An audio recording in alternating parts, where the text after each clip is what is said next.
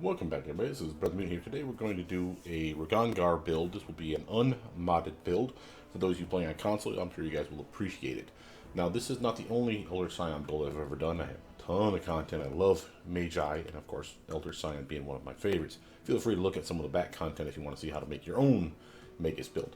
No, I am using mods, even though I said it's an unmodded build. I'm using it because I need Bag of Tricks to force level the character up to 20. I also have Eldritch Arcana mod currently active, but that just means that there's choices that you won't see on your build that I will see on mine. I'm not going to use them.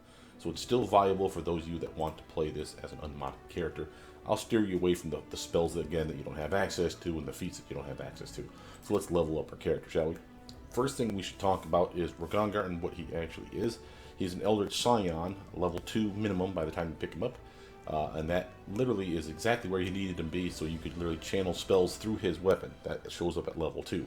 I think the devs thought of that in advance. So, here's Reg. He has a Strength of 19, Dex of 13, 12 Con, 10 Intelligence, 8 Wisdom, 16 Charisma.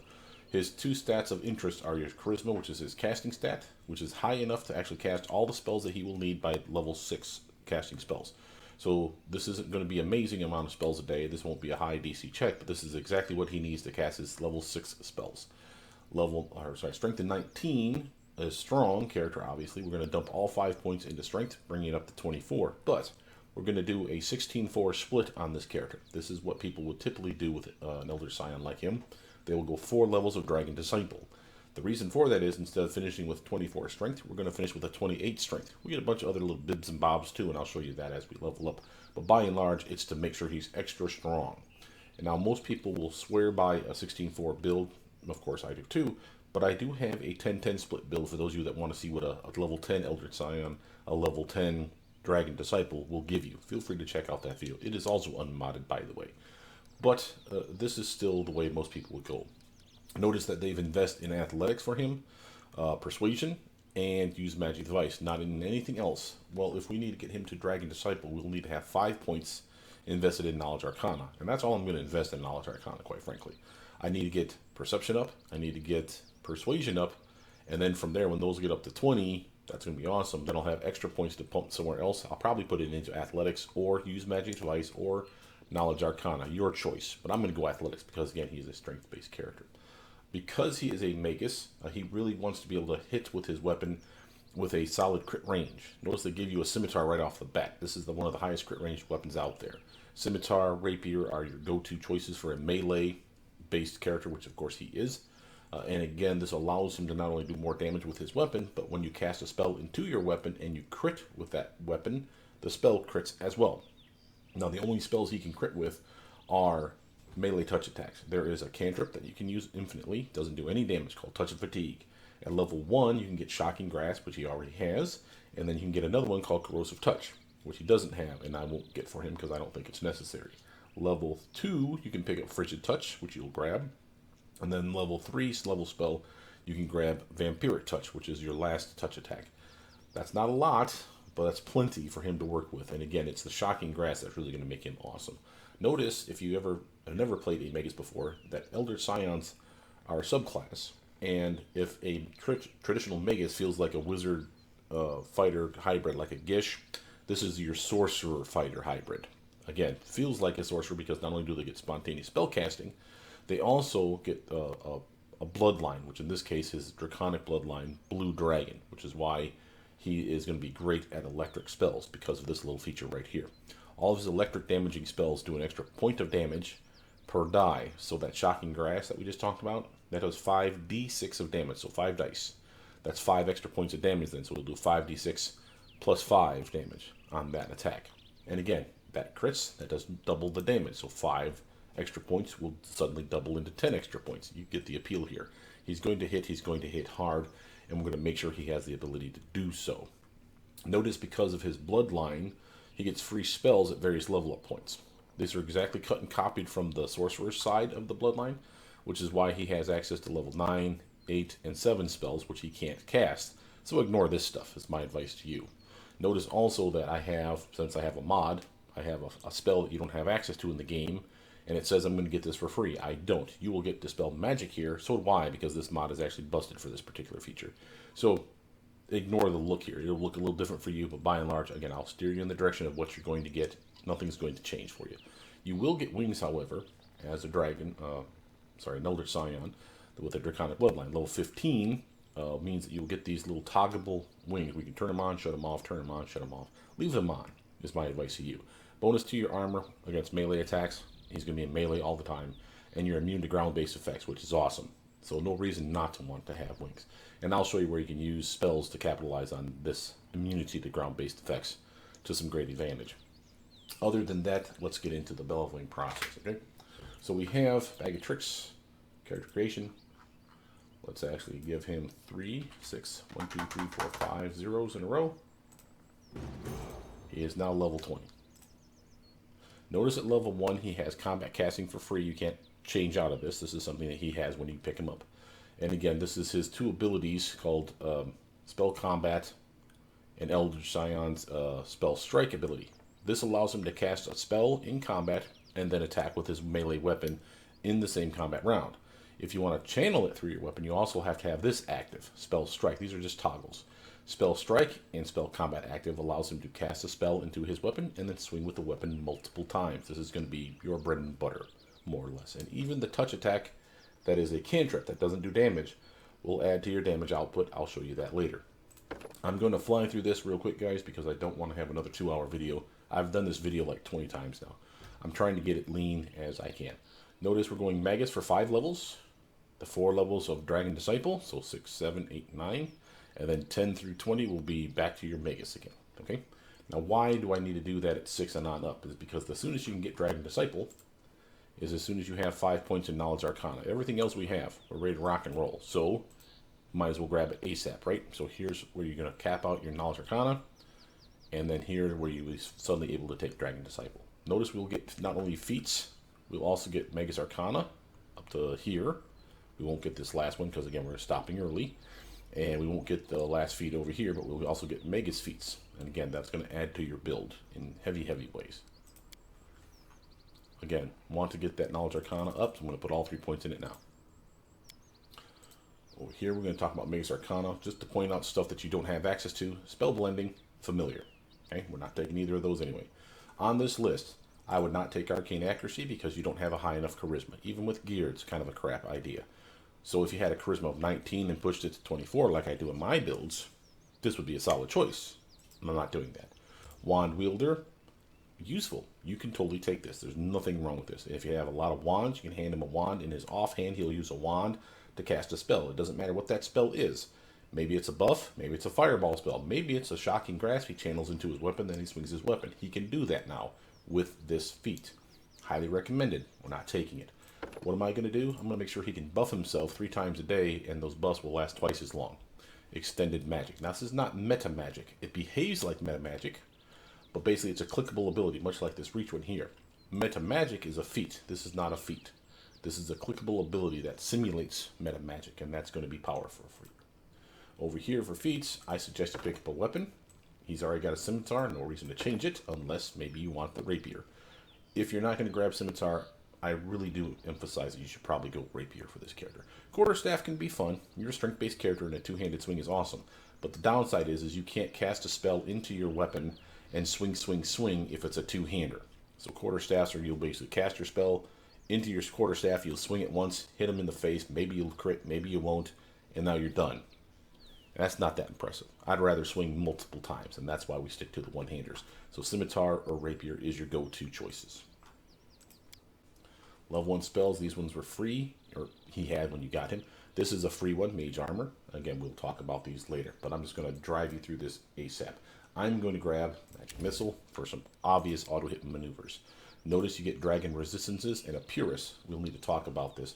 A Purist would be someone that stays Eldritch Scion from level 1 all the way to 20. So if you hear me say a Purist gets this, know that that's what I mean. I'm doing the split, the 16-4 split. The reason that I want to talk about it versus a Purist, because sometimes there's differences. A Purist gets this, so will you. You get a bonus to your armor, a bonus to your resistance against whatever element dragon you are associated with, in his case, electric damage. It starts off at level 3, then it goes to 9, and then it goes to 15. We will get all of this, so will a Purist. Going. Let's Strength always. Nice bonus to your swing and your damage. That one up, and now I'm going to unlock Perception. Level 2, always grab your touch attack as soon as possible. Not grabbing this one, I actually misclicked, and I'm going to grab Blur. But touch attack, Frigid Touch, amazing upgrade for you for ability to channel that 3 weapon and do some damage. And notice, no saving throw, and it has a condition. You can stagger the bastard for 1 round. Of course, they could be immune to this. They could be immune to the cold. I don't think being immune to the cold protects them from the staggered, but I don't know that. Notice that if you crit, not only do you double damage with this cold, but you also stagger them for 1 minute. That's nice. That's a nice condition to inflict just willy-nilly on the target. Notice that we're going to heavily emphasize buffs for this character. Level 5 Magus, notice we're getting a free feat. Again, now we're done with Arcana if you so choose, and at this point I'm just going to make sure to get Perception and Persuasion up ASAP. Never touching this again. It'll be Perception, Persuasion, and Athletics from this point on. Notice you don't have the ability probably to respec your spells. I assume that this is from my mod. Maybe they've changed that, but if you can, awesome. Just pick the spell you don't want, say True Strike, and then you'll get another level 1 spell on level up to decide what you want in its place. But since I don't think you get that, I'm not going to do it. We're going to pick the spells you want right from the get-go, and that is important, because you need to make sure you do not pick something that you're like, oh, I won't use this later. Well, then why are you grabbing it now? For feats, I grabbed the lesser feat down here first, and then the big feat up here. Why is it lesser? It's less inclusive. Look for, I'll give you a fine example. Go to this one, see Alertness. Go back to this one. Do you see Alertness? No. So this one has fighter type feats and spellcaster type feats in it, the bonus Magus stuff. That's plenty. There's a lot of choices in here. Don't kid yourself. But it doesn't have everything. So if you're looking for something, look for it in the limited list first, then go to the expensive list, the one that has everything under the sun. If it's not in this one, then for sure you're missing out on it. You don't have the requirement met yet. For here, normally I would say we're going to go for, let me just pick it for you, Power Attack. Why? Bonus to your strength, your damage because of your being a strength-based character, bonus to your, or penalty to your swing, and it sets up a lot of stuff that we're going to do for this build. But we can get this for free at level 2 Dragon Disciple, so there's no need to grab it now. And again, you would not know that unless I pointed that out to you or you've ever played a Dragon Disciple before. So what do we grab, Brother Mutant? Well, how about you get yourself Arcane Strike? It's a bonus to your damage and no penalty to your swing. You will finish by the end of the build at level 20 with a +5, which is awesome because it should be actually +4. I don't know why it's giving you +5, because by the end of our build, we are a caster level 19, not 20. So it should be +4, but for whatever reason, it's glitching out. This is an amazing upgrade for you. A solid damage buff to your swing. Now, it's not +5 right now, it's like +2, but it'll get from +2 to +3 to +4 to +5 by the end of the build. From there, I'm going to grab something else that we need called Dazzling Display. For those of you that know what I'm doing, don't tell the others.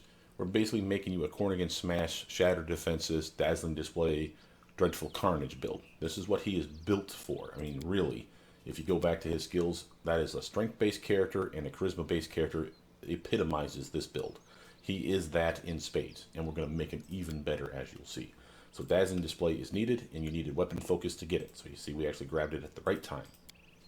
Level 2 spells. Notice you got a buff for yourself. This is, again, your free spell that you get for being Draconic Bloodline. And again, this is something you normally would not have access to. So that's a nice protection buff that you just gave yourself. I'm going to give myself another one. Mirror Image. Notice we'll be able to upgrade our weapon. I'll show you how to do this because it is a little confusing. So stay till the end of the video just for this reason. It is a very powerful way for him to eke out massive amounts of damage just by making sure he understands the mechanics of this. Okay. Now we're done with Magus for the time being because Dragon Disciple is available now. And again, notice that we have met all the requirements, obviously. Notice that you could have done this as a bard and not have a Draconic Bloodline. So when we go to our skills and our abilities, it will ask us what kind of bloodline do you want. That's left over for if a bard does this, because they don't have to pick a bloodline. We already have one. So only sorcerers or, in our case, Eldritch Scions that have picked a Draconic bloodline can go Dragon Disciple. Bards don't have to worry about it because they'll pick theirs now. Here, we just pick whatever spellcaster we are, in this case, Eldritch Scion. I don't even know why it gives us a choice. Here's a natural armor bonus. Now notice this is something that the purist does not get. Again, we talked about differences, right? Look at the fact that it's a natural armor. See, this is the one that they get, so do we. This is the one that we get for going Dragon Disciple. They don't get it. So already we're slightly better than them. But also we're behind in spellcasting. Why? Because for a Dragon Disciple, spellcasting is halted at level 1, level 5, and at level 9 you don't get any spell progression. So that's why people swear by a level 4 dip. Because if you go 5 or more, then you're missing out on 2 levels of spell progression and not just the 1. So I'm going to be caster level 19. A 10-10 split would have it the worst. They would actually finish at level 20 with a 17 spellcaster level. Still okay, and I still swear by it. Again, go look at that video. I think you'll enjoy it. This is the real reason we do this, though. +2 to strength here, another +2 to strength here. And we still get progression, as you can see, for all our spells and feats and such for being Draconic. It's inherent to a Dragon Disciple. So this is a nice boon for us. And as you can see, we already got our +2 to strength already added. Now again, I'm going to just try to catch these guys up. Here's our free feat, Draconic bloodline feat. A limited list, but plenty of powerful things in here, including our power attack. Notice we needed to get persuasion to 6. Now why? With power attack and persuasion at 6 at this level, we can also grab Draconic and Smash. Perfect synergy here. Level 2, gonna grab myself. Some people will swear by ray spells like Acid Arrow and Scorching Ray. He sucks at dexterity. His dex ain't horrible, it's just not great, and we're not gonna buff it per se. I say you go with stuff that's like crowd control. Get your melee touch attack first, get your buffs, get some crowd control, maybe another crowd control spell, so we're gonna grab Glitter Dust before too long. Notice that we get a Dragon Bite. This is again something that we get that the Purist does not. This is because we went Dragon Disciple. If we went higher, like a 10-10 split, at 6th level Dragon Disciple, you actually do energy damage of your Draconic type, in his case electric, in the bite, which is pretty freaking cool. But we won't get that. We're only going 4 levels in. But notice that your bite is 1d6 of damage. It's free. It's always there. So you'll swing your weapon, and then you'll bite. Eventually, when you run out of swings, obviously.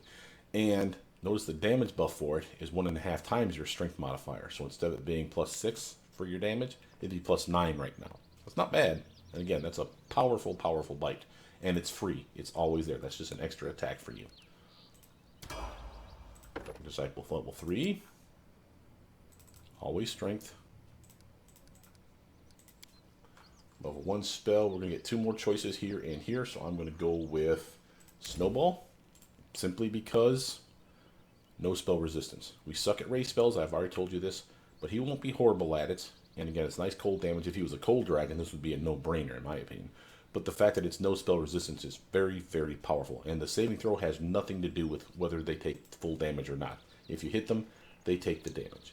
Level 3, grab yourself, of course, Vampiric Touch. Notice the thumbs down here. Again, this is a spell you don't have access to. But the thumbs down implies that you're going to get it for free. I actually don't. They'll give me Dispel Magic for free. Same with you. So don't pick it like this. That would be a waste of a spell pick. So know that that's coming. If you see the thumbs down on your window for Dispel Magic, you know what you're doing. You're doing it right. Excuse me. I'm going to grab Vampiric Touch, though, and how about some electric damage? Remember, he's an electric guy. He does more damage with these spells. Notice we get a Breath Weapon. Now, originally in my 10-10 split video, I made the mistake of saying that the Purist does not get this. That is wrong. The Purist does get this. It doesn't say it in the tooltips. You do find it out as you level the character up. It's kind of annoying that the tooltips are missing stuff. But this one is better for us because while they get it, if you read the pop-up on the tooltip, they get it at 9th level. We're getting it at 8th. And then they get it again, another casting a day at level 17 and another at 20. So they'll get it 3 times a day if this is accurate. We get it 5 times a day. Part of this is because we went Dragon Disciple. So again, this is keyed in on the type of dragon you are, in this case blue dragon. So you'll be casting a lightning attack at 60-foot range in a line, melee style, and it equals the damage is 1d6 times your level. Doesn't matter what level you are as far as Dragon Disciple or Eldritch Scion, the 2 of them combined together. So we're level 8 as far as that spell, or sorry, supernatural ability is concerned. So you're doing 8d6 of damage. By the end of the build, a Purist and you will also be doing 20d6 of damage per casting. Now again, we get 5 of them, they get 3. So again, we're better. So that's pretty nice. I gotta like that. Level 4, and this is our last level for Dragon Disciple. Notice this is another strength bump. Some other stuff as well. Again, these are finally caught up. Now it's always perception and persuasion, and then we'll dump the rest into athletics. From here, again, we're keeping all our spells. I'm going to grab at level 9. Shatter Defenses. This is the build. Right now, you could honestly stop and do whatever the hell you want with this stuff. I'll get you one more called Dreadful Carnage at level 15. On a 10-10 split, because there's a BAB requirement, you can't pick that Dreadful Carnage up to level 17. So be careful on that one. But still cool. And again, I swear by this build, and that's why we're doing that one. But if you feel like you want to do other cool stuff with these 5 feats, hey man, do that thing. Right now, you're done. You have everything you really need, in my opinion. The other one is just kind of extra fluff on top. Level 3 spell, we have all this. We don't have any protection. How about we either get displacement or haste? I like haste. We get fear spell for free. You may not have access to it yet, but you will unlock it once you get to the level that you can cast that, just so we're clear. Dragon resistances for Purist and you. We're level 9, so are they. They get another increase to their electric resistance, so do you, and they get another bonus to their natural armor. Again, so do you. Remember, we got a bonus a moment ago for going Dragon Disciple level 4. +2 to armor, +2 to armor. They only get one of these, and that's the top one. So we're +4 to their +2. And again, that's pretty cool, I think. For Magus, we got another arcana to deal with. Athletics, and those two. Arcana, again, you don't have spell blending, you don't have familiar, you don't have this trippy looking empowered magic, but this is the better of the two anyway. This allows you to do this Metamagic-like ability 3 times a day. 50% extra damage to a spell, for instance, 3 times a day. That's amazing. This one here is pen and paper worthy. It's the one that you should have gotten. If the devs were paying attention, it's only once a day that they're allowed to do this. Well, that's crap. No one wants that, so you want the good one anyway. But we're not even grabbing that. What are we grabbing? Enduring Blade. We can buff our weapon, remember? +1, +2, eventually +4 for us. We won't get +5 because we're down to Purist. But that's still pretty powerful. And we can turn it on fire. We can make it a cold damaging weapon. We'll do a bunch of other stuff, and that will come down here as well. But that only lasts for 1 minute. You activate this, it costs another pool point to activate it, but it lasts for 1 minute per Magus level. So by the time end of our build, we'll be level 16 Magus. You can buff it up with an extra pool point for 16 minutes. That's damn near the dungeon in most cases. So that's a pretty solid buff for your character, I think. Level 3. Gonna grab myself Stinking Cloud. More Magus.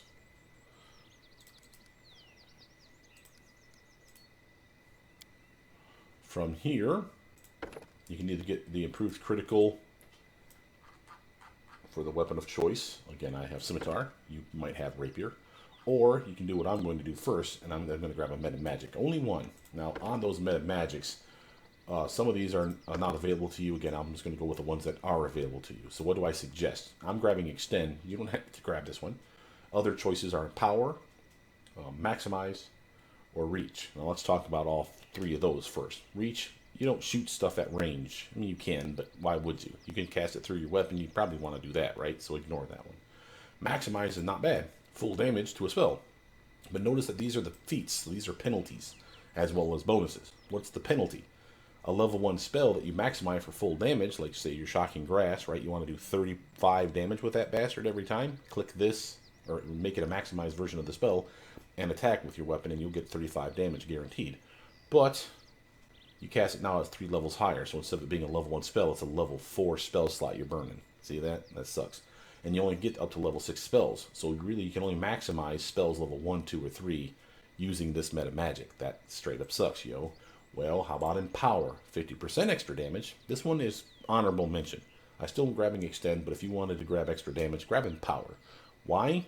It's still a penalty in that it's +2 levels, but that means you can empower spells level 1 through 4 to be level 3 through 6. You see that? That's not bad. And again, it could be better damage than Maximize. How the hell is that possible? What if you roll a nat 30 on that D6, 5d6 roll? So if you roll 30 plus 5, that's 35, and now it kicks in the 50% extra buff. So it'll be much, much more. It could be much, much less. It's not the point. This is a solid, solid upgrade. But I'm going to grab Extend because I want his buffs to last longer. And when you may say, first I should go back, and when you may say, well, you got this already, 3 spells a day. We have more than 3 buffs. And I cannot use this. Remember, it's a penalty as well. +1 caster level. That means I can take spells 1 through 5 and buff them. What about any buffs that are level 6? I can't extend them. Yes, I can. I got 3 uses a day. 2. We got web. Let's grab that glitter dust. Yeah. Level 4. Going to grab Dragon's Breath because that's an electric Dragon's Breath if you want it. There's electric, acid, fire, and cold in here. Level 4. Also going to grab myself some protection. How about Stone Skin? Notice you don't have Wall of Fire. That's part of my mod, so I won't grab it. Not that I would anyway.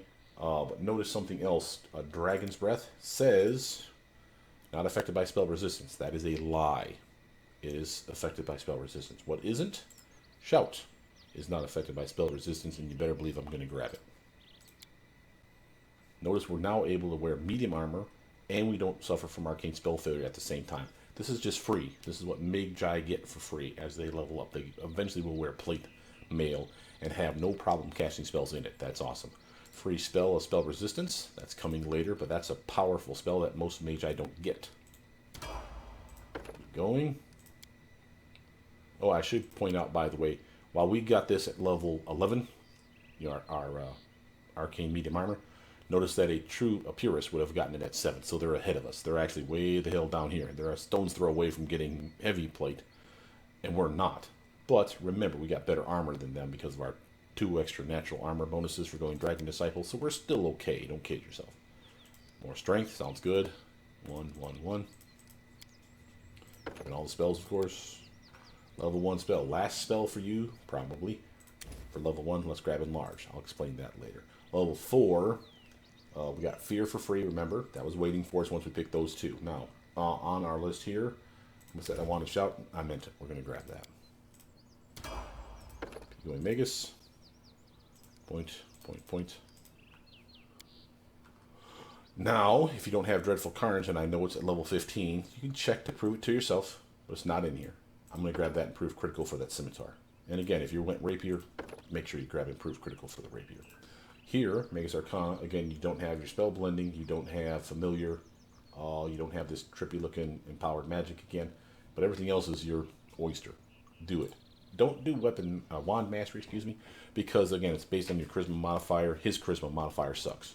Wand Wielder, on the other hand, is still a viable option. Just saying.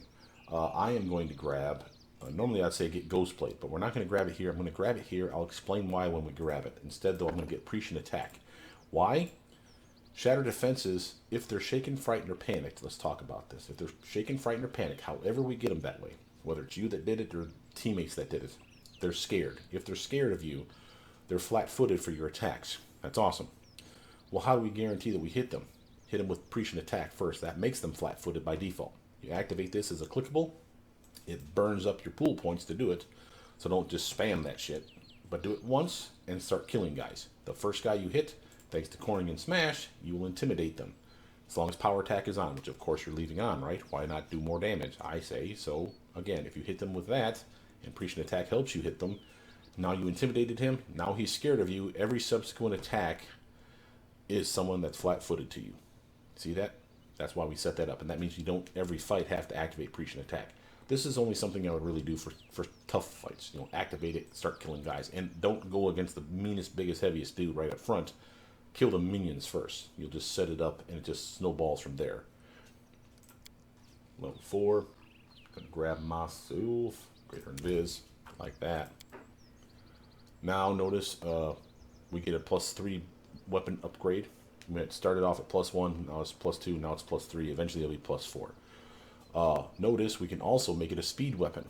It takes all 3 points to do that, though. And I'll explain what that means later. It's hard to explain without seeing it in action. Dragonkind 1, this is a spell spell ability we'll get, but we don't have access to it yet. That's our last free spell, level 6. And we're not there yet.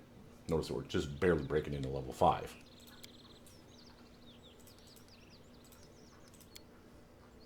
Level 3 spell. You may think I'm grabbing Fireball. I am actually not.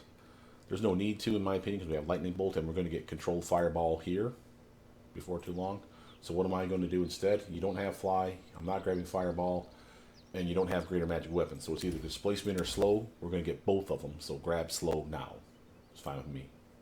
Level 5. I'm going to grab myself, since we're out of melee touch attacks at this point, We were actually at level 4. There's nothing in here either that's a melee touch attack. So we're going to do damage.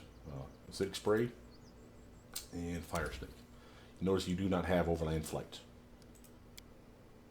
Notice we're also, now that we're level 10 Magus, we are a fighter as far as the game is concerned for half our Magus level. What does that mean? There's feats that are hidden behind a wall of, do you have enough BAB? Are you fighter level 4? This is something we will actually use, as I'll show you in the very next feat upgrade. Here we are at 15. We got a free feat here and here. Points, like always. Keeping all the spells. Weapon specialization, scimitar, or in your case, rapier. Notice you need to be fighter level 4 and have a weapon focus, obviously the weapon of choice. All this is an extra +2 damage with your weapon, and that doesn't sound stellar, I know. But remember, if it crits, which we're going to do, then it's going to do +2 jumps to +4. That's a lot more extra damage per swing. I still maintain it's a solid choice. From here, also at 15, what else were we waiting for? Where is it? Dreadful Carnage. This is the one that sets it all up. And again, just to be clear on this, you don't need this one, or if you want this one, you don't need Cornigan Smash. But I like both. They both do basically the same thing. Cornigan Smash does it single target. Dreadful Carnage does it AoE style. Why do I want the AoE style? Because again, once I kill the little minion in a circle around me, doesn't matter how I kill him, whether it's with my sword, whether it's a spell, as long as I kill him, or Reg kills him, then I intimidate every one of his friends in a circle centered on me, and if they're scared with my intimidation check, then they're flat-footed because of Shatter Defenses. So AoE style, I've just made every target in the room, probably, susceptible to me hitting them easier. You see that? And again, that's nice. And again, it doesn't matter how they're scared, but now I can make the masses scared. That's why this build is so powerful. 2, last spell pick for here, probably, maybe not. I'm grabbing Effortless Armor. Again, you can grab a Ray if you want to. You're going to be good at this point for swinging at those things. But I like Effortless Armor because he's going to be wearing probably full plate mail eventually.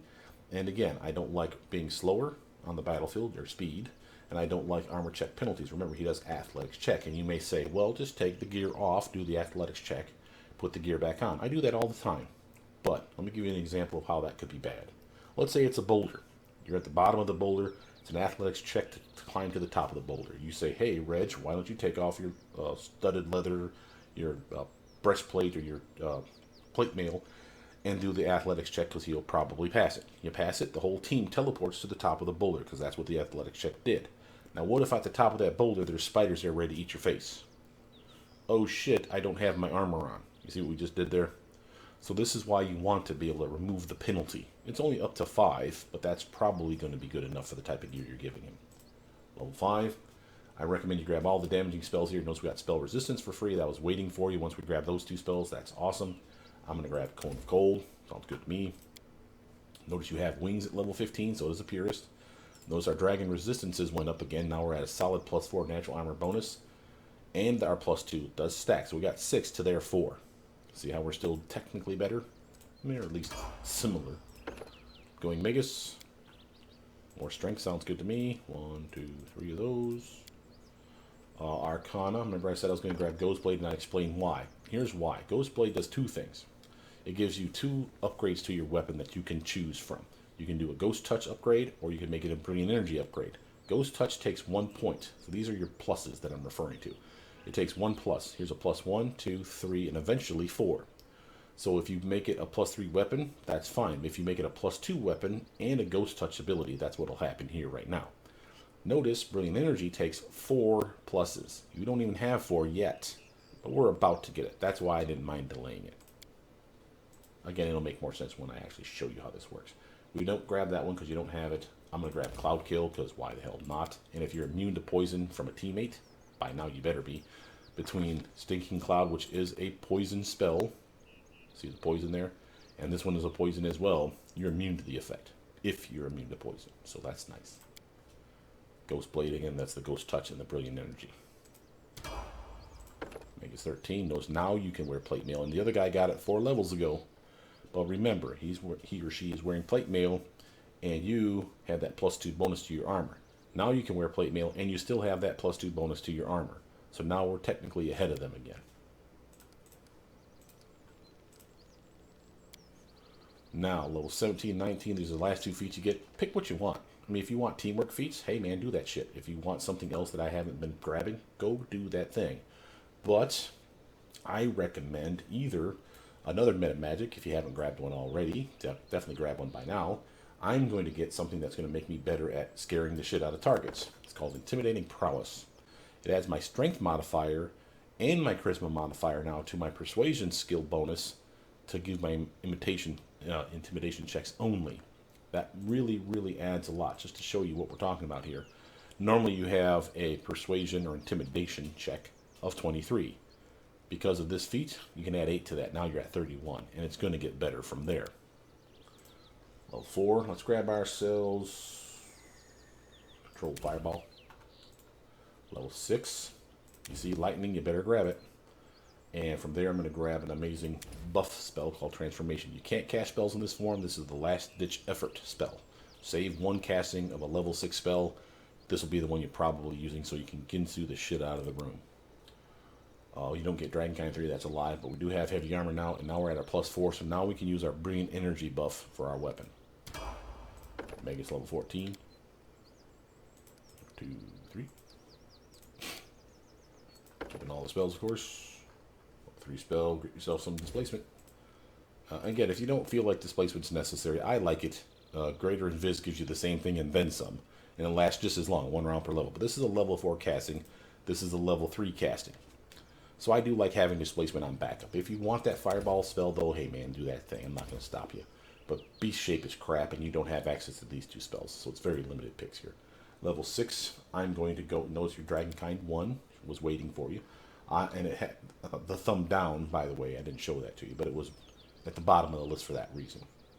I am going to grab the ability to see invisible things. True seeing is amazing. Notice we also get at level 18, level 14 for the Purist, the ability to get a better concentration check, which means you're not interrupted when you're casting in combat kind of thing. Level 15 Magus, almost done. Point. Last feat. Last arcane, Magus Arcana. Notice in here there's a variety of shit that you can grab. Again, the freaky deaky ones you're not going to get. These are, again, the ones that are once a day uses. This is the pen and paper version. You don't have access. You have access to this one. That's 3 times a day. And I'm not going to tell you not to grab this. Quickened Magic, say it right. Maximized Magic and even Empowered Magic are powerful. Remember, those are clickable abilities 3 times a day that any of your spells, and I mean any of your spells, can be buffed. And that means they're level 6 spells. So thinking about what Quicken does, you like damn near instantly as a swift action cast a spell. Foof. That means you can cast another spell right after it. And that can be level 6 for your Quicken one. Instantaneous screw you damage. Maybe you get jumped in the woods. Maybe you need to activate a spell to buff yourself up so you don't take a shit ton of damage and still want to attack. Well, what do? Quicken Magic, click this, cast your spell, poof, it'll be done, and then cast another spell and go to town. It's an obvious upgrade. Same with Maximize Magic. You can't maximize level 4, 5, or 6 spells with Metamagic, remember? But with this you can. You can take a level 6 spell that does epic damage and click this first, cast the spell, and it will do full damage guaranteed. And that's 3 times a day. Same with Empowered. I don't have to go over all these things. But notice, my favorite weapon upgrade is here. It's called Bain Blade. I'll explain what it does later, but it's a solid upgrade. Last feat pick, I'm going to grab another thing that gives me better intimidation checks. What am I going to grab? Something called Persuasive. +2 to Persuasion, which includes Intimidation, and Perception. Notice, though, if you have 10 or more ranks invested in these things, which we have 19 right now, you get a +4 for both of them instead of +2. So we're at basically a +4 to Persuasion, +4 to Perception with this one ability here. Level 6. Got to get myself some Sirocco. This thing just destroys bad guys. Notice you don't have Wish, neither do I. That's a level 9 spell, but we got our Bane Blade now. Last level of Magus, last level of the game. More strength, very nice. Point, done. And just to go back to show you that, 13, 5 for Arcana as soon as possible, 20 Perception, 20 Persuasion, and 2 in Use Magic Device, which we had nothing to do with. They already had that on him when we got the character. So here's your spells. Notice something. We got a shit ton of spells to pick from. I'll explain why in a minute. But first, grab yourself the Baleful Polymorph, I guess. I don't know. Look at these 6 spells. Where did this come from? Go back to your class. You see this ability here? This actually is available to you if you do a 16-4 split. This is literally 6 wizard spells from the wizard list. Remember, we had a truncated list. If you haven't been paying attention, you have not seen one enchantment spell yet, have you? And wizards have those, so why don't you? It's because you have a limited list as an Eldritch Scion or a Magus in general. Now you have the pies, the sky here. You inherit the whirlwind. Every wizard spell you have access to, but you only get to pick 6 of them. And it's a permanent buff to your character. So be choosy. Well, what do I want? I know me, even though this is the last level and you may think the game's almost over, it's not that close to being over yet, trust me. Get yourself Sense Vitals, the ability to do sneak attack damage now with all your attacks, and we're going to have a lot of attacks in the combat round. I'll show you why in a minute. This is amazing. That's 5d6 of extra damage if you can sneak attack, and we can set that up so easy. Level 4 spell that I want is something that helps me get the hell out of trouble if I take like a bad hit with this character early on. Animate Dead. Let's say at the start of a fight, bad initiative roll on your side, the big mean troll got to hit you first, and he rolled a nat 20, critted your ass, and he took your health down by damn near half or maybe even more. You're not dead, but you ain't looking good. What do? Animate Dead. Standard action. This is why you don't want any of the other summons. This one's out quicker. Lots of little skeletal bastards pop up. Minimum of 3, maximum of 6. If you empower that, that maximum of 6 can go up to 9. And they're out there in his face. Now, why is that important? You're still within range, but because it's a standard action, you can 5-foot stutter step away from that fucking troll or whatever, shimmy your happy ass away from him, and have the cleric or someone else, whatever, heal you up, chug a potion, whatever you need to do. Hopefully that disengagement allows you to get out of the range of his weapon. If so, the skeletons will jump him, and he'll be pissed at the skeletons and start swinging at them. That's fine, they're fodder, that's what they're there for. Besides that, why else do I like him? Besides the quick casting, skeletons, undead, are immune to poison. We have a poison spell here, a poison spell here. They can stand that shit all day. It doesn't affect them one whit.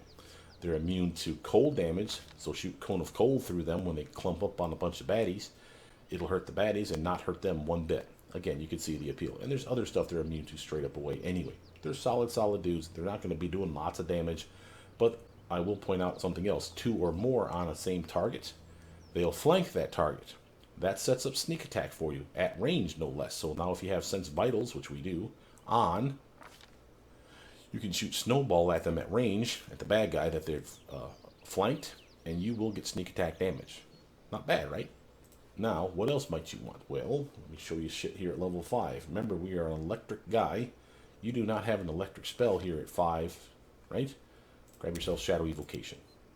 It's Lightning Bolt, which is electric still, even if it's an illusion. So he gets bonus damage to it. Fireball and all kinds of other shit besides. And it's a high utility spell, so I always like grabbing it. But for him, most of all, because of his bonus to electric damage. Then, I'm going to grab 3 spells from level 6. Now, what spells? Acid Fog is a solid choice. Not grabbing it, but it's great. We already have Sirocco. That's nice AoE. And Acid Fog is the same size AoE, by the way. It kills me not to grab it, but it doesn't kill me is getting something like Greater Heroism. An enchantment spell that you definitely want. You can buff you or a teammate for a decent amount of time, and it's a bonus to your swing, your saves, your skill checks, you're immune to fear, and in our case, you'll be a plus 19 temp HP for several minutes. Just saying. Solid upgrade.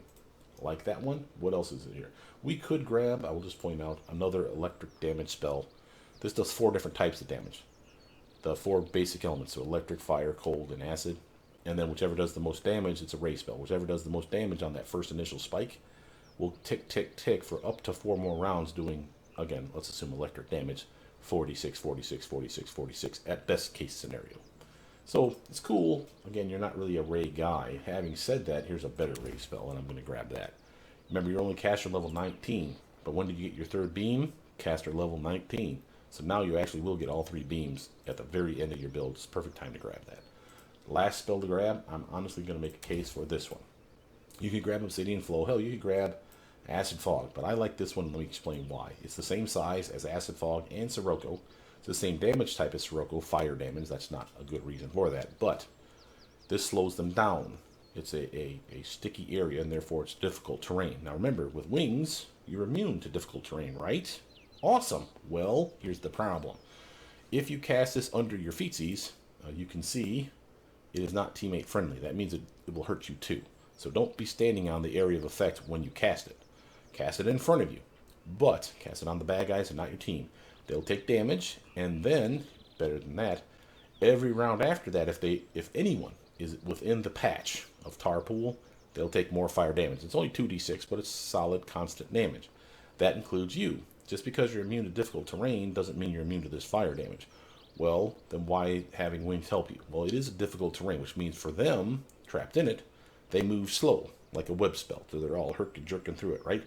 You have wings. You can zip right through that goddamn thing at full speed. Why is that helpful? Let's say here's your tar pool patch that you slapped on the ground. You're here. Bad guys are over here. Some guys are trapped in the tar pool or stuck in it anyway. And you want to go kill these guys while these guys just burn to death. Run right through that shit at full speed because, again, it doesn't hinder you at all with your wings on. And if you end your turn outside of the patch, you will not take that 2d6 of damage. If you start your turn or if you end your turn, I forget how it works, but whatever. If you're standing in the patch at the start of your turn, let's say it that way, you will take 2d6 of damage. So never be in the patch for any length of time. Run in and out of it, nothing wrong with that. And there's a better combat trick than that. Patch is slowing them down, they're taking damage in. It lasts for a decent amount of time, right?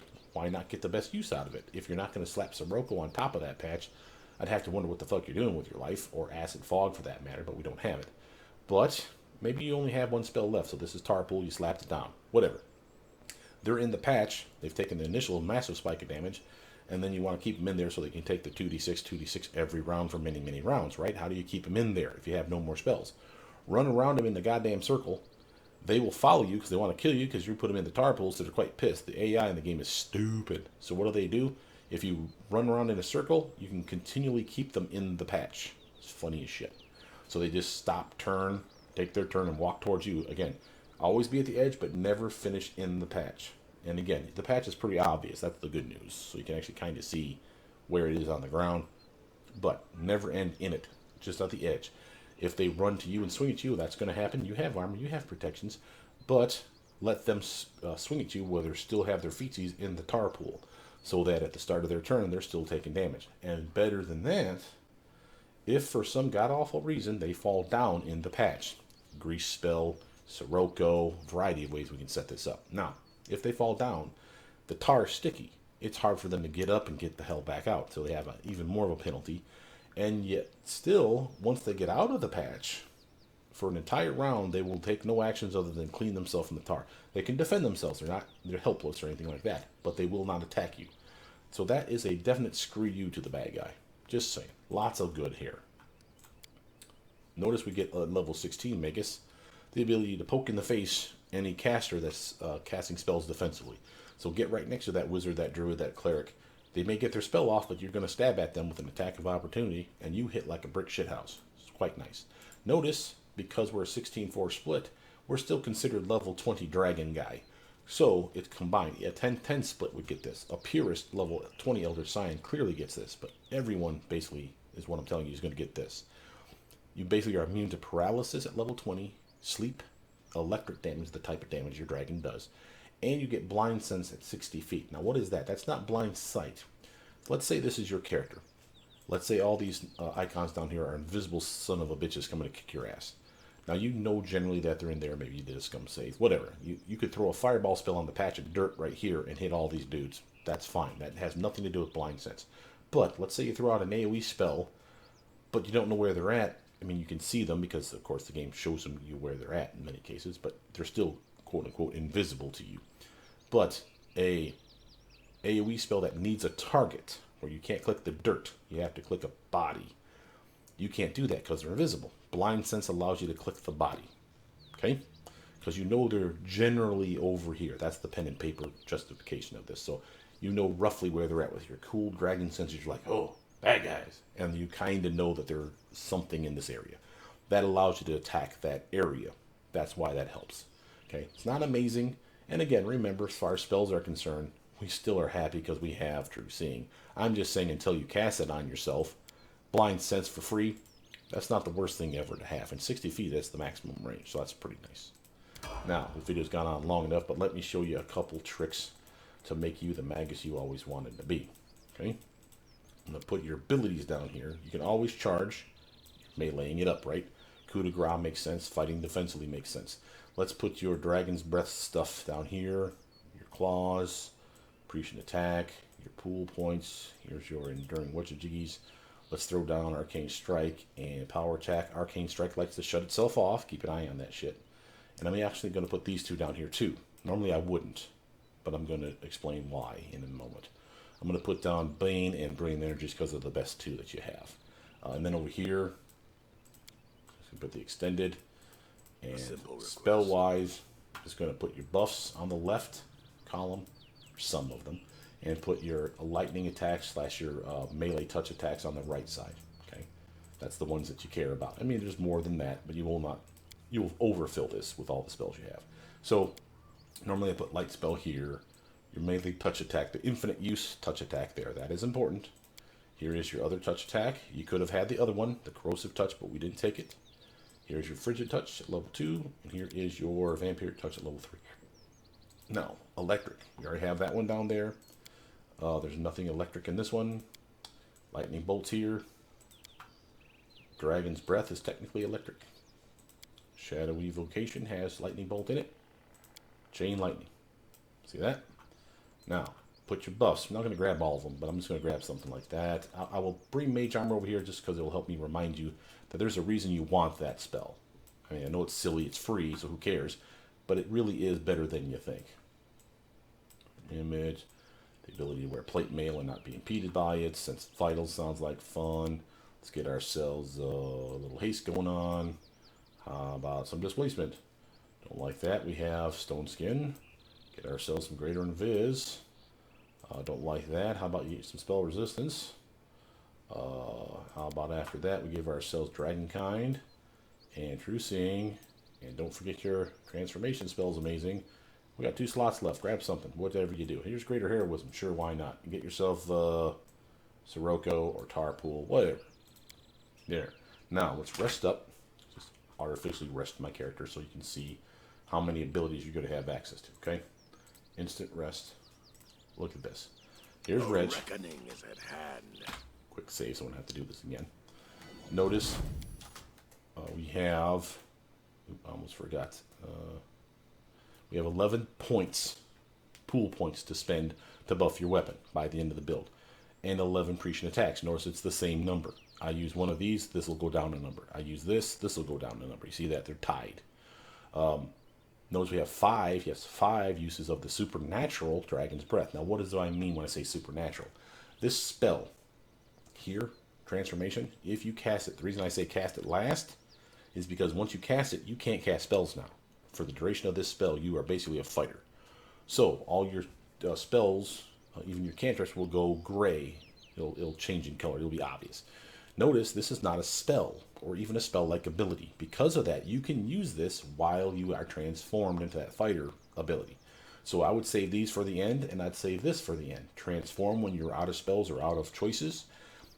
Beat the shit out of them, run down the hallway perhaps, and then let them chase you in breath weapon, because this is what the breath weapon looks like. Look at the size of this son of a bitch. Oh my god. So again, blast, 20d6, 5 times, blam, blam.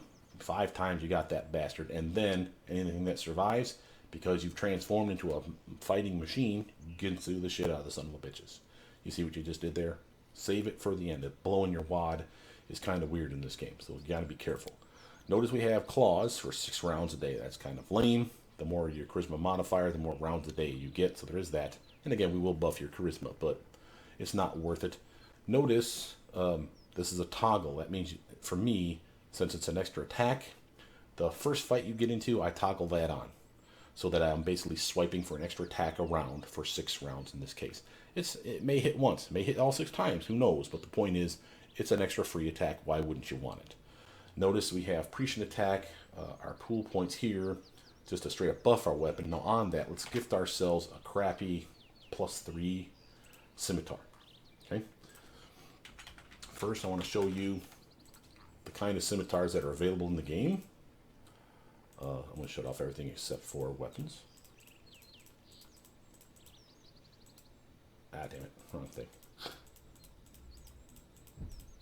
Okay, search. Okay, so these are almost all the scimitars. Why do I say almost? You typed in scimitar. But there's one that's a scimitar that doesn't call itself a scimitar. So first let's give myself that +3. And the other one that's a scimitar that doesn't call itself a scimitar is a cutlass. See, the Faithful Companion, I'm going to grab it just to show it to you. So again, my point is there's plenty of scimitars. And many of the scimitars are keyed in on being a boon to Magi. Again, that's pretty awesome. If that's not your thing, and again, maybe you're the rapier person, again, you will have access to it. Feel free to get weapon focus and weapon specialization in rapier. Look at this, and of course, improved critical. Look at this. Look at all the rapiers you have access to. Holy fucking shit, man. And a lot of named ones, no less, that are pretty baller. So again, there is no wrong answer here. Just go with one that makes you happy. But know that the scimitar is a slashing attack, the rapier is a piercing attack, and that may matter to you, so just be clear on that, okay? Now, give myself the good one, +3, and I'll just show you the +4 cutlass just to show it to you. Notice this little bastard. It says scimitar, so you know what it is, but it calls itself a cutlass. +4, solid weapon, +4 to your swing, +4 to your damage. Notice this, +2 insight bonus to your attack if the target's flat-footed or flanked. Well, guess what? We're setting up flat-footed all the goddamn time. So basically a +4 weapon is not +4 to your swing, it's more of a +6. Because you're probably going to get flat-footed dudes a lot. That's awesome. But that's not the one we're using. We're using the just generic +3. Why? First, look at the crit range. That's because improved critical. Until you get improved critical, you have the ability to turn it into a keen weapon right here. See that clickable? That's amazing. That literally is you activate this, you click that, and now it's a keen weapon. Whatever weapon we're talking about gets double the crit range. Unless it's already keen, or in your case, unless you already have the improved critical. So I can't make this better is my point. 15 to 20 is the max. But that's a nice max. Remember, we're crit fishing. That's part of the build. Now, notice all these things. Let's talk about how to buff your weapon. Remember, we have pluses, right? So just to show it to you again here. You start with +1. Here's 2, 3, 4. We never got to 5. Up here as would get it. But you get +4. Now, what does that mean? Let me show you. Let's just click this. Make sure all the other toggles are off. Oh, that buff your weapon anyway. Click that. That's a minute buff for your weapon. Go back to your weapon and take a look at it. See the enhancement? 3 and 2. Why is it 5 and not +4 over here? Because the best you can make it, if you read the tooltip, is +5. So we've wasted 2 bonus points. And I really do mean wasted. What could you do with those 2, Brother Mutant? Well, let me show you, class. This takes one of the pluses. This does too. So does that. So does this, which again we don't need, but again, early on you can use it. Notice Enduring Blade doesn't take any of the pluses. It just costs extra points. How do I know? Activate it. See how this jumped down from 10 to 5? Takes twice as many to activate it. Same with Bain, by the way. But Bain is weird in that not only does it take it down, but it also, you love this, takes extra pluses away from you. So you see how you went now to 3 uses when you did Enduring Blade and Bain? That straight up sucks. But Bain is power. I'll show that to you in a minute. So +1, gone, +1, gone, +1, gone, +1, gone. Nothing. +3 gone. See the 3 points of enhancement? It says right up above, that's the pluses we're talking about. So +3 gone. So instead of it being a +4 temporary enhancement, it'd be a +1 temporary enhancement, and it'd be a speed weapon. Look at this one. Ghost Touch. +1 gone. Brilliant Energy. You lose all 4 of the pluses. That's why you couldn't use this until you got a +4. We have that. If I activate this and turn it on, it'll go back to being a +3 magic weapon, because it always was. I'll get no temporary enhancement, but it'll be a Brilliant Energy weapon. Now, what does that mean? So let's talk about Ghost Touch, Brilliant Energy, and Bain. Ghost Touch first. Ghost Touch literally is if you're hitting a ghost or another specter or something that's incorporeal, they would take half damage from magic weapons, okay? Because they're half in our dimension, half not. If it's a Ghost Touch weapon, it does full damage. That's the easy part to explain, okay? Now, you may say, well, 50% damage, that's still okay. We're still hitting hard, but ghosts suck. And I mean that in the literal sense. The bastards drain your life force, draining your levels. So you want them dead, dead, dead, now, now, now. Ghost Touch weapon is amazing. Brilliant Energy, the best of this list. Well, probably close contender at least with Bain. Brilliant Energy, taking all those 4 pluses, you may see, why would I do that? I have a +3 weapon now instead of a +5 weapon. Why would I want Brilliant Energy? What does it do? Well, it turns your melee weapon into a touch attack. So just to give you some frame of reference, if I'm swinging at a character with this armor, this is me, but let's say I'm swinging at a character with this armor. This is what I'm normally trying to hit with my weapon. If you make it a brilliant energy weapon, this is now your new target number. You see that? It's the touch armor class. Basically ignores their armor and their shield bonus and a bunch of other shit. It really screws them. It's not great against a ninja, like someone with high dexterity or high dodge and all that shit. That's a high touch armor class those ninja bastards have. So don't do that on them. It may help because they're probably wearing leathers, but it's only going to take it down a couple points. But that's when you use something like prescient attack, which takes their dodge and dexterity bonuses away. That makes them flat-footed. That's the definition of flat-footed. So between the brilliant energy buff and prescient attack combined, you're basically swinging at a guy with like a 10 armor class. It's fucking amazing. Now, of course, you can't keep that up because while you can buff the brilliant energy for 16 minutes at a whack, you can't use prescient attack every combat round. You're going to burn through those points super fast. So, whatever. But to start the fight off, though, my point is you can hit him easy. So if you just need to hit the son of a bitch, hit the son of a bitch. Notice when I buff my weapon, it is a swift action. Notice how my arcane strike shut itself off. It's a routine. Get used to turning it back on. That's why you leave it in your trade so you say, oh shit, because that's +5 damage you're missing out on there per swing by having that goddamn thing off.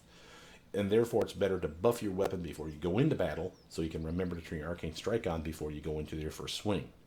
Otherwise you're like, why is my character hitting for piss-ass damage? Well, I'm 5 points down. That sucks. I want it back. Reactivate it. And it's better to do it outside of combat than in combat. Just saying. Notice we haven't yet to talk about Bain. Bain, as a toggle, not only does it take an extra point, it takes an extra plus from your weapon, so a +4 enhancement jumps down to a +3. Still okay, we got plenty of room for that, but this is one of the exceptions to the rule. Remember I said the maximum bonus we could have is +5. Remember, go look at your weapon. It's +3 and +2, that's +5. We wasted 2 points, right? Well, we don't have to waste 2 points. I can make it a Bain fire weapon. That's a +1 and a +1. Let's do so. So here's Bain. Here's fire. Wonder Twin Powers activate. Alright, now we made it a fire Bain weapon. See the +2 still there, and the enhancement +3 is always there. So combined, that's still +5. That's the highest bonus you can get. But notice something. What is Bain? Well, first, fire, extra 1d6 of fire damage. That's all that is. Same with the cold, same with the electric. We can buff it for any of those 3 elements. Notice the Bain, though, explains it down here. Against any of your opponent, this is a Bain weapon, which means it swings for +2 better.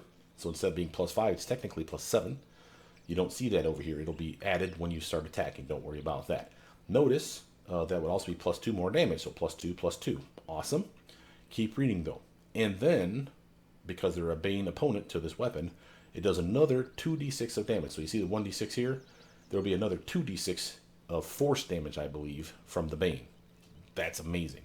Now, this is a +3 scimitar. Remember, we have 4 points that we could have added. Here's 2, +3 is 5. What if we have a +5 weapon? Well, I'm glad you asked, class.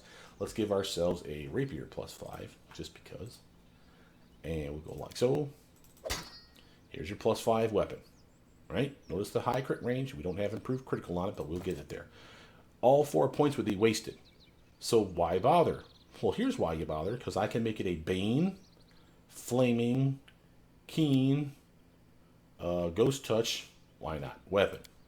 Bam. Activate. And what did I get for all that? It's still a +5 weapon. Remember, I can't make it better than +5, so why waste the points? I didn't. I have a flaming weapon, a keen weapon, so notice the higher crit range. I have a ghost touch weapon, and a Bain weapon all in one, in case I didn't say that before. So I got fire, Bain, ghost touch, and keen. All 4 points were used. And it's an awesome, awesome weapon now. Look at that motherfucker. Just gonna cut right through him like butter. Just amazing. And remember, this is not counting the +2 from Bain yet, the +2 from Bain over here, and the +2d6 from Bain over here yet. This is an amazing weapon. And again, I didn't have to go ghost touch. I could have made it a flaming electric weapon or a cold electric weapon, whatever. My point is, use your points up. Don't waste them. Learn that trick. That alone, if you've taken nothing else from this video, that's amazing. Last couple things to talk about is gear. Again, best gear for him, obviously stuff that increases his armor, his survivability, strength and con, and charisma. Probably in the order of strength, charisma, con. Anything that gives you a bonus to persuasion, anything that gives you a bonus to intimidation, which is a subclass of persuasion, is money for him. Okay? Those are the things you'd want. Maybe even some gear that gives him some spells he don't have access to. Like a cloak that'll give him heroism once a day or something, early on anyway. you can see the appeal. Start looking for shit. You almost can't go wrong with this character. Remember, Arcane Strike likes to shut itself off. And when I buff up a weapon, I usually go back through and shut these things back down because it kind of distracts me.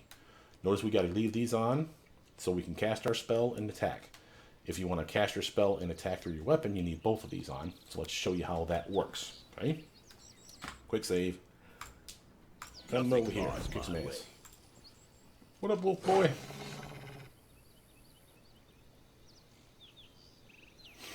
It's okay. Come up to me. I'm going to actually let both of them come up to me in case they don't. Ah, looks like the other one will. Good. Come and eat me. I am moist and delicious. Notice, by the way, my wings are on. Now it's my turn. Okay, now I want you to see something. I'll pause. Oh, son of a bitch. Sorry. I forgot pause is not pause anymore. It's real-time pause. They would have paused it. This is actually end turn. I press space bar, and that would have skipped my turn like a dummy. All right. I'm getting used to it, guys. Sorry. This is new to me, using the turn-based combat. This version of turn-based combat. It's a little different. Anyway, here's my guy. I don't want to pause. I want to just show you something. Notice I've got 3 attacks around. And this is because I have a BAB of 15. This is a solid BAB. This is exactly what a 16-4 split gets. This is exactly what a purist Eldritch Scion would get. If you do a 10-10 split, you're at 14. That's not horrible, but it's not great. And it still gets you 3 attacks, so I don't really care. But notice something. We can buff this a variety of ways. First, it's not 3 attacks, it's 4. How do I know? Because you have your bite. Remember, it's not factoring that in. And the bite was free. So once you unlock the bite, we're now up to 4 attacks. We also have claws, remember? Let me show it to you. If I toggle that on, we go, instead of from 4 attacks, we're now up to 5. Awesome, right? Okay, wait, there's one more. If you use any of your touch attacks, any of them, even the infinite use one, that's why I say this would be useful later, use it with these 2 on, and you swing, you'll see that I'm actually up at attack. So first, let's activate that. Okay, your claws are on for 1 round. And notice it's not a swift action, it's a free action. That's nice. We're going to cast the spell with this and this on, which means we'll cast the spell into our weapon and swing, swing, swing. Watch how many attacks around I get. Dead. That's the intimidation look. See the aura? Now, of course, they died in 2. But again, pause the game now that the combat's over. You can see how many attacks I have in the combat log. It'll tell you. First, look at your first attack. 25. Nice solid swing. Notice he has his dex bonus. That's important. So he has a solid armor. Easy to hit him. But we had 1 of 6 attacks. Where did they come from? A bite is 1. Claw is 1. Where did the other 4 come from? 3 is your weapon swing. Where's the 4th weapon swing? Because we channeled a touch attack through the weapon. It gives you a free attack. That's awesome. That's at level 2. You have that. So think about what we're saying. At level 2, with the cantrip that he has at level 2, he channels that into his weapon. He will swing twice at level 2. Fighters don't even get that shit. Just saying, he's a solid attacking character. Now imagine those 6 attacks that we didn't get if I had pre-buffed up with something like my Sense Vitals for 5d6 sneak attack damage on each hit, potentially. Well, how do we set it up? Well, A, I can make myself greater invisible. That would have been a good way to get sneak attack for all 6 of them. If you didn't want to rely on that, maybe you ran out of invisibility spell, or greater invisibility spell. Well, remember, if they're flat-footed, that also sets up sneak attack. Well, the first attack wasn't flat-footed, remember? I made sure to point out he still had his dex. But what happened to the second wolf? See all those intimidation checks? That came from Cornigan Smash / Dreadful Carnage. You scared the shit out of the survivors because you whooped his ass. You killed him. That's what Dreadful Carnage does. AoE, that's that big fart cloud you saw. Then we passed the check. That means we succeeded in scaring them. Notice the 41. That's our persuasion modifier, as well as charisma modifier, as well as our strength modifier, thanks to intimidating prowess. So buff strength and charisma, we can get that 41 even better. And then you roll a 1d20. Now I assume on a nat 1 you fail. So there's always that 5% chance probably to fail. But notice the DC check is random. It's, well, not random. It's based on the type of monster you're fighting, based on their will save, I think. But the point is, by the end of the game, this is easy. But by the end of the game, it's not going to be 15s. It'll be like 30s and 40s. But again, you're at 41. You don't even need a very high roll to beat a 40. So, just saying, you'll probably intimidate a lot of guys. Some guys will be immune. But notice what happens when you scared the bastard. And the fortitude save, by the way, was for the touch attack. Look at the next guy. Notice it was a claw hit. It was not your weapon.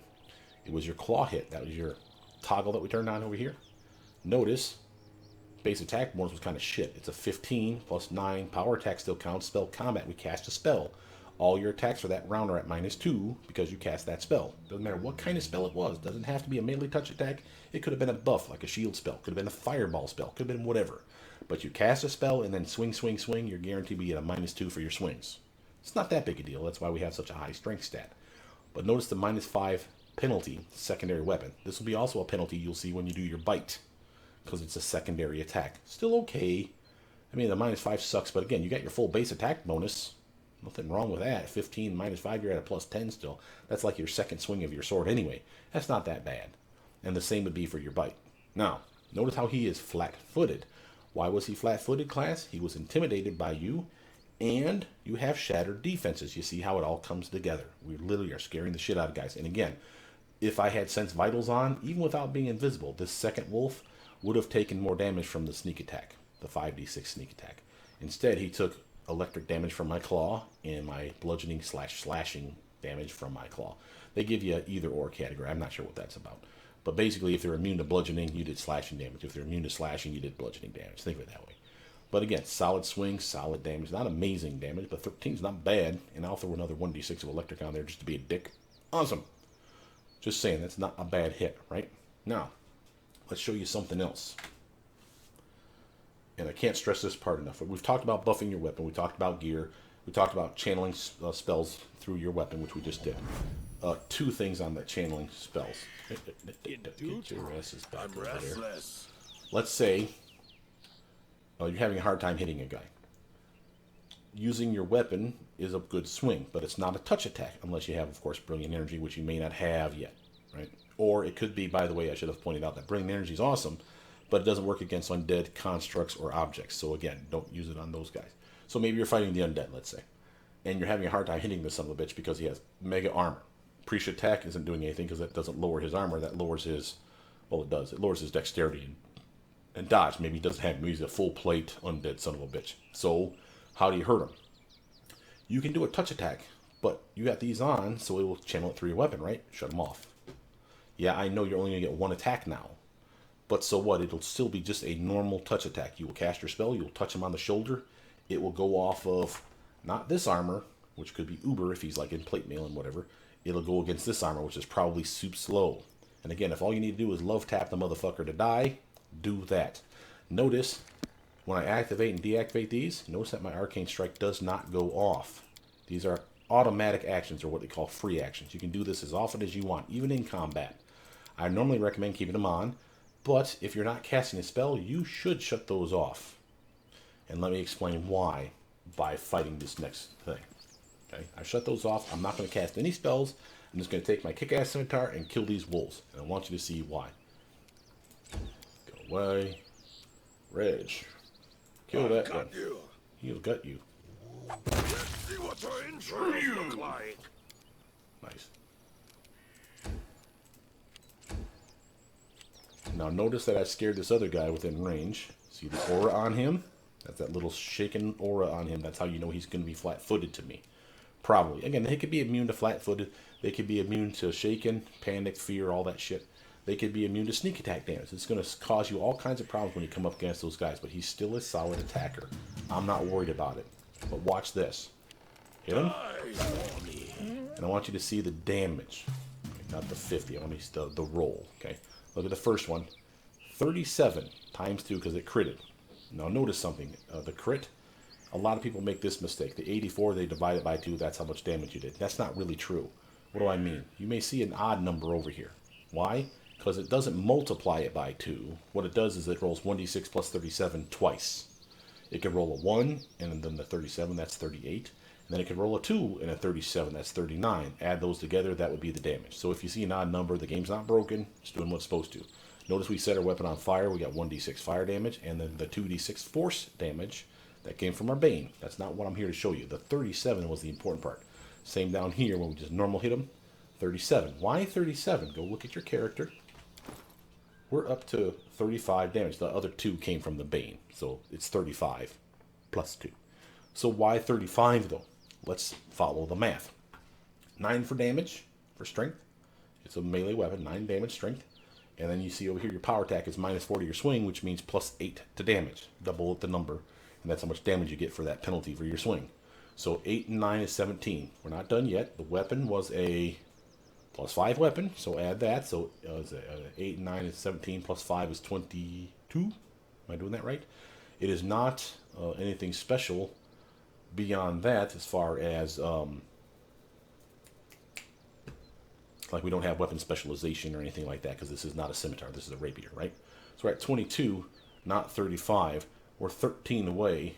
Oh, I forgot. 22. Also add 5 to it. Why? So 27. So we are 8 away. Why did I add the other 5? Look at your toggles that are on.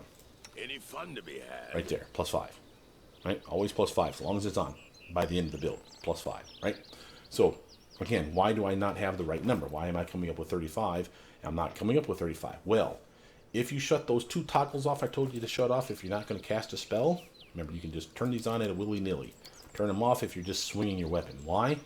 A rapier or a scimitar you can wield two-handed. How do you do that? You shut those 2 toggles off.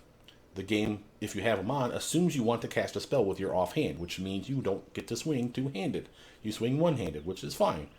But that's why these bonuses jump up to 35. Watch what happens when I turn these on. This is your normal swing, 27.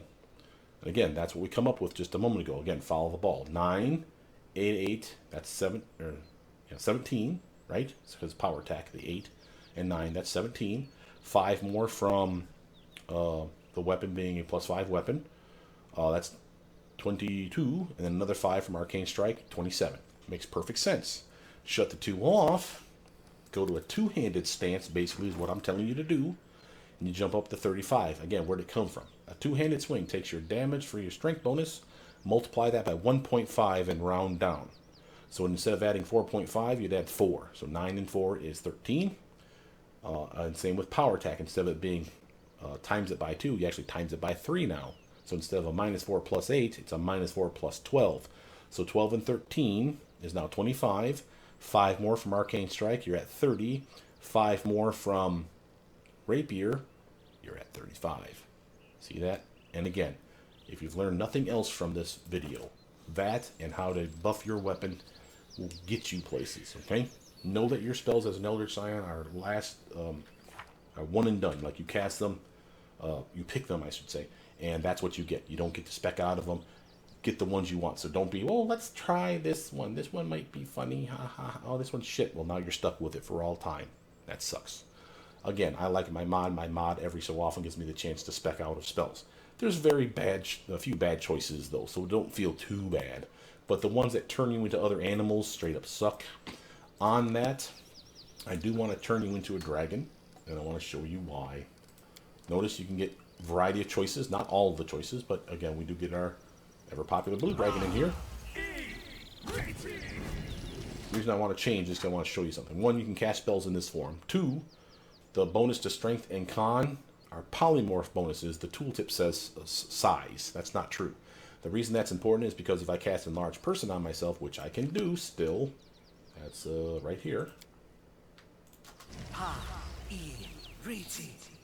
Love the casting of the dragon. And by the way, that's considered normal human size right now. Now I'm considered double human size because of the enlarge. See the enlarged size bonus +2? That stacks with the polymorph bonus of your dragon kind 1. I'm at a 34 strength. That's a +12. And now remember, because I'm a dragon, if you go here, you can actually see it pop up in a little window. It tells you all the cool shit you got. Bonus to strength, again, size bonus, that's a lie. Same with con bonus, that's a lie. It's not size, it's polymorph. Natural armor bonus, prove it to yourself. 2, 4, and 4. That's 10, man. Then, immunity to difficult terrain because of your wings, but you already had wings, but not the point. Movement speed is increased by 10 feet. Yes, please. You get no scimitar or rapier. We get a bite attack, 2 claw attacks, and 2 wing attacks. We got 5 goddamn attacks right now. And again, they're going to hit like a brick shithouse because we got even more strength, right? You still got power attack. You still got arcane strike. All that shit's still on. Nothing wrong with that. Notice how you lost your armor.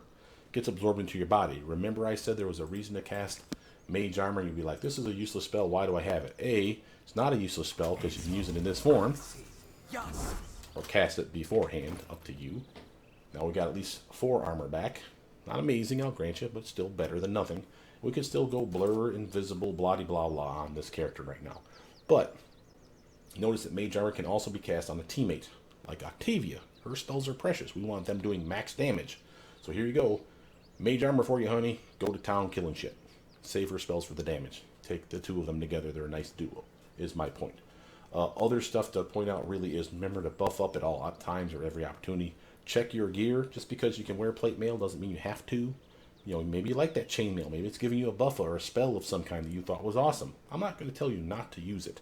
But know that you have everything from robes to light armor to medium armor to heavy armor by the end of this build. And it's, the world is your oyster, is my point. So again, go to town. Reg is a solid tune. Now this video is long enough, and I managed to get it to 1 hour and 20. That's actually progress. I know it doesn't sound like it, but it's been 2 hours 10 plus times today.